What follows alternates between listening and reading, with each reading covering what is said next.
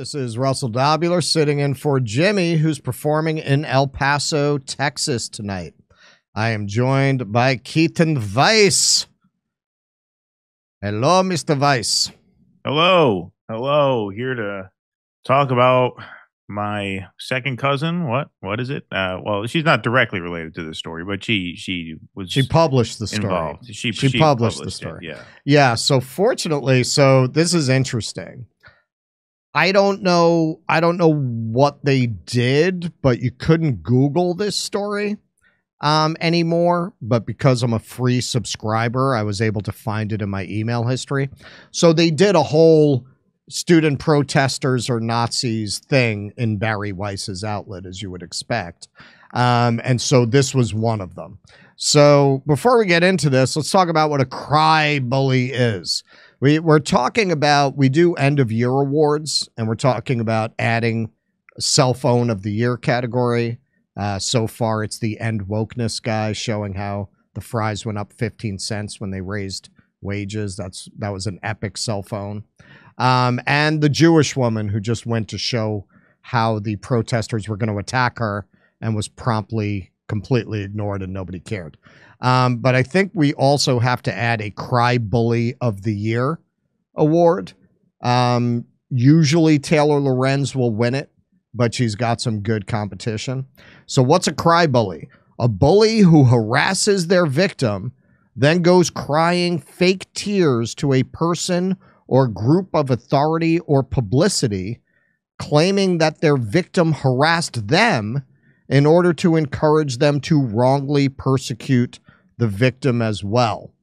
So Sahar Tartak is our first nominee for Cry Bully of the Year.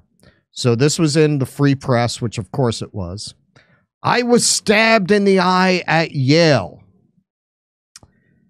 I was stabbed in the eye last night on Yale University's campus because I am a Jew. The protesters encircled me in addition to the human blockade. This is jumping forward a little bit. She claimed they made a human blockade around her, which they actually did, and we'll see in the video, but not in an aggressive way, in a, we've got to keep this psycho who clearly wants to start trouble away from the protesters. So you'll see. Their arms linked, and they danced in a circle around me so that I was pinned between them, the human blockade, and a wall. Some other demonstrators noticed this and joined in on the taunting. So she's painting this very Bohemian Grove initiation kind of a picture, which doesn't match at all what you're going to see. They pointed their middle fingers at me and yelled, "Free Palestine." And the taunting continued until a 6-foot-something male protester holding a Palestinian flag waved the flag in my face and then stabbed me with it in my left eye. My assailant was masked and wearing a keffiyeh concealing his identity. He also wore glasses and a black jacket. I started to yell and chase after him, but the wall of students continued to block me as I screamed. The midnight demonstration, the encampment, the violence, all of it violates Yale policy. Some of it, like my assault, also violates state and federal law. Yet nothing meaningful seems to happen in response. Given Yale's permissiveness, I had the sinking feeling that someone would get hurt. I just didn't expect it to be me. I felt pressure where the stick of the flag had hit my left eye and had a headache last night and much of today. I'm okay now, though. Well, thank God for that. I couldn't help but think of my mother, Shanaz, who grew up in Iran. Her neighbors threw rocks at her for being a Jew. She has a scar on her eyelid to this day. Well, that sounds absolutely terrible. That sounds very Lord of the Flies. But as it turns out, there's video. There is video. This is from friend of show, Matt Orfalea, who does some great videos. If you're not subscribed to his channel, you should. So let's go to the tape. Okay, so now there's a full wall. We will not stop, we will not rest this close. Divest.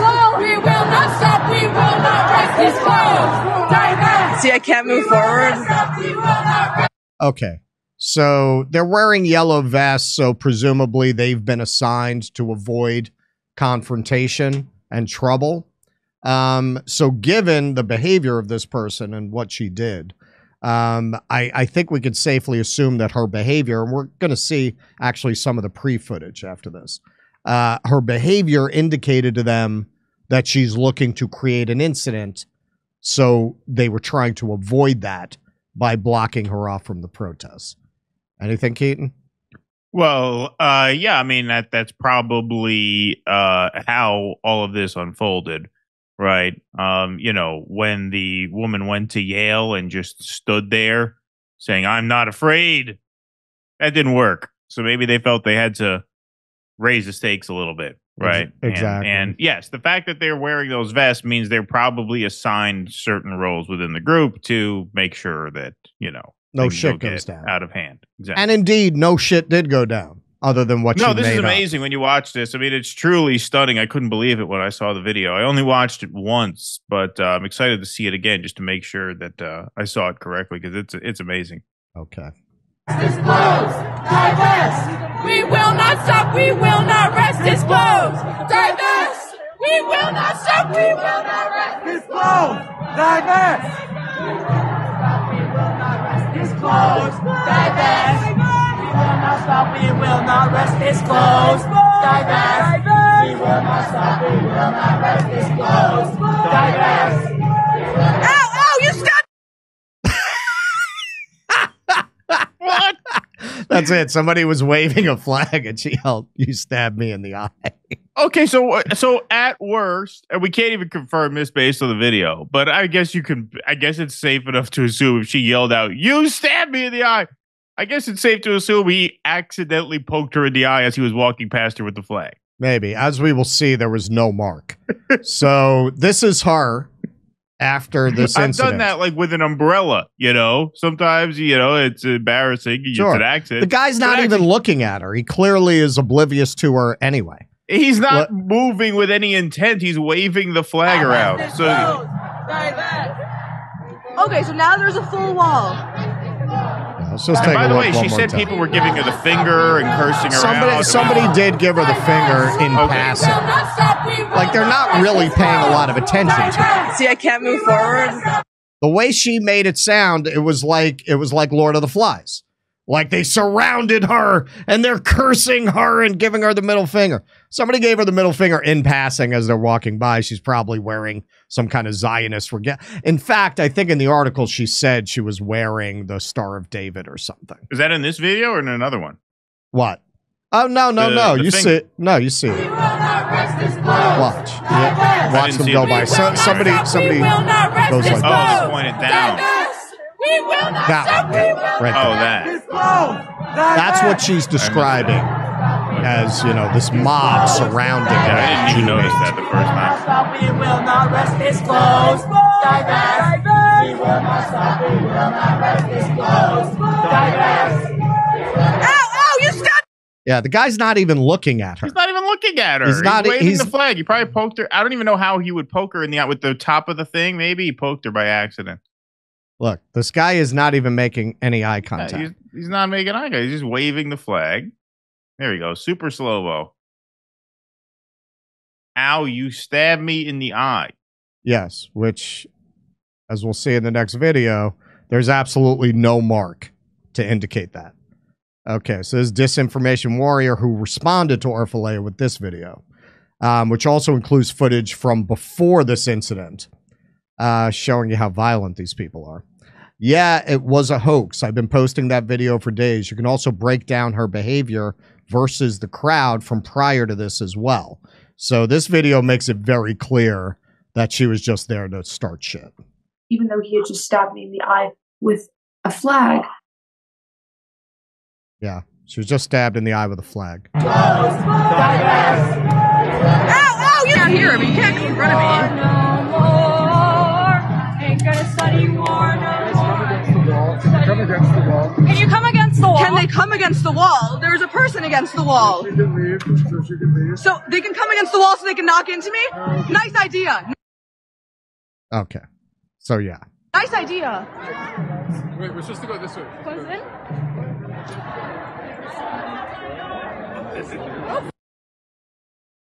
Notice how she's the only one being loud and aggressive, and the crowd is just singing submissively.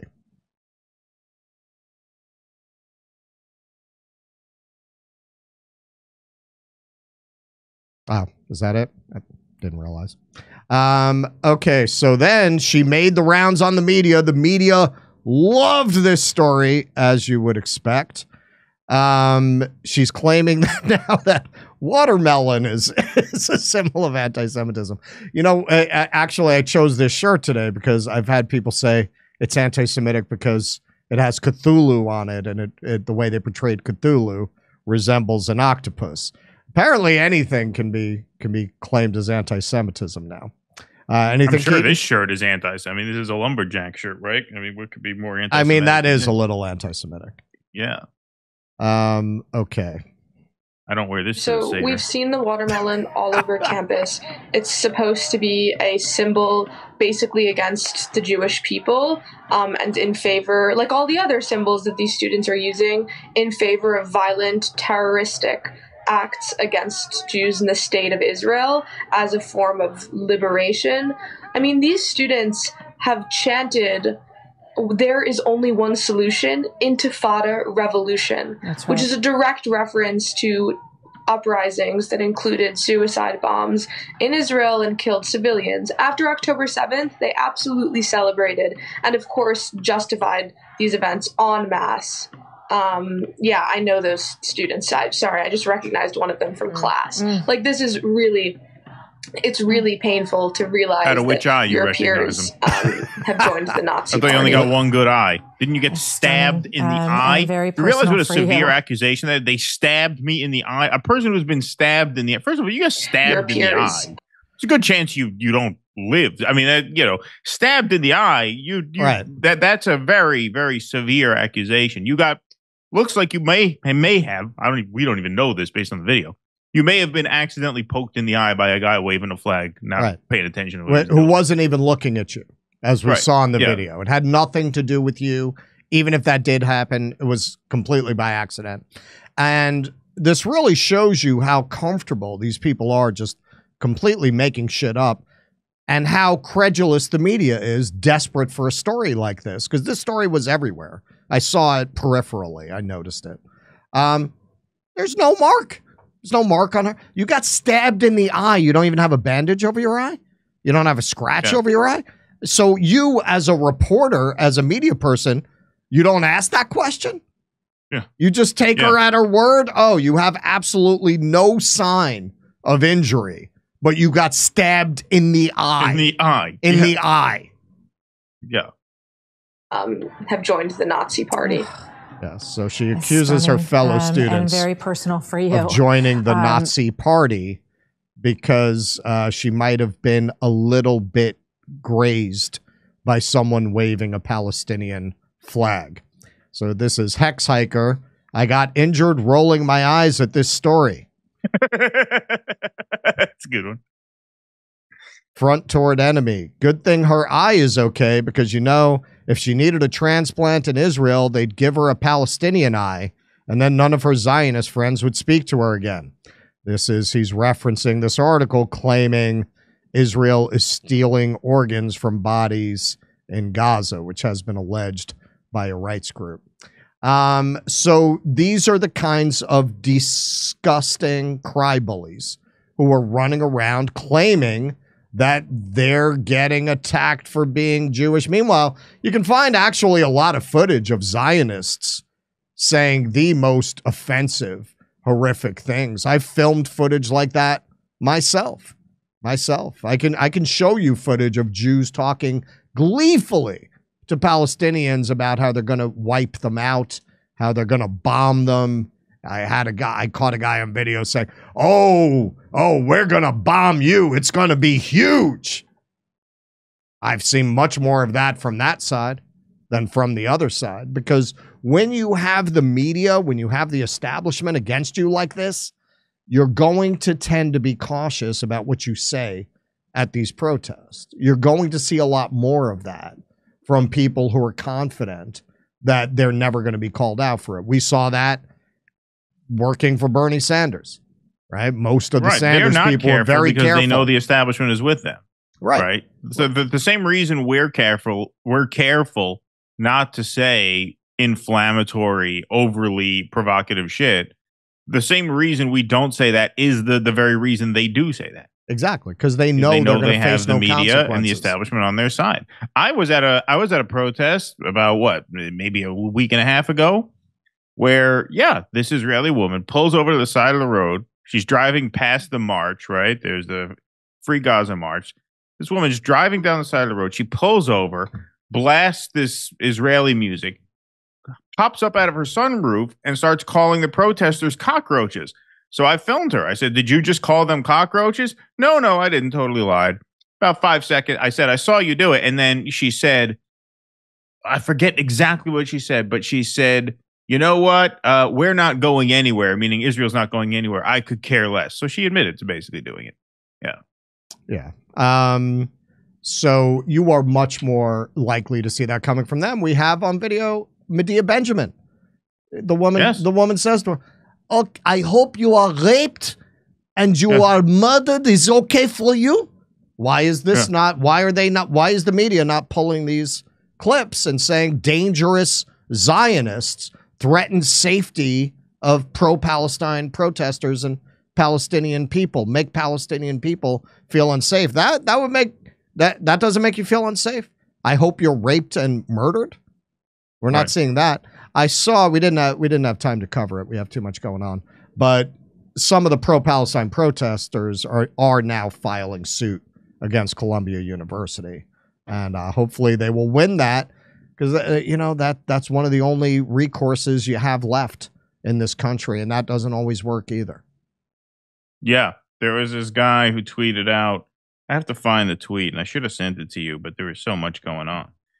There was basically a lawyer basically offering to represent kids on these campuses, if they wanted to sue, which is good. I mean, at Emory, at University of Austin, they definitely have grounds from that footage. Oh, yeah. I mean, yes. Hey, come see us do a live show in El Paso, Texas, San Antonio, Denver, Colorado, Los Angeles, California, May 19th at the Zephyr Theater. That's a panel show with video. Ashland, Virginia, Athens, Georgia, Rutherford, New Jersey, Minneapolis, Ontario, California, Irvine, California. Go to jimmydore.com for a link for tickets.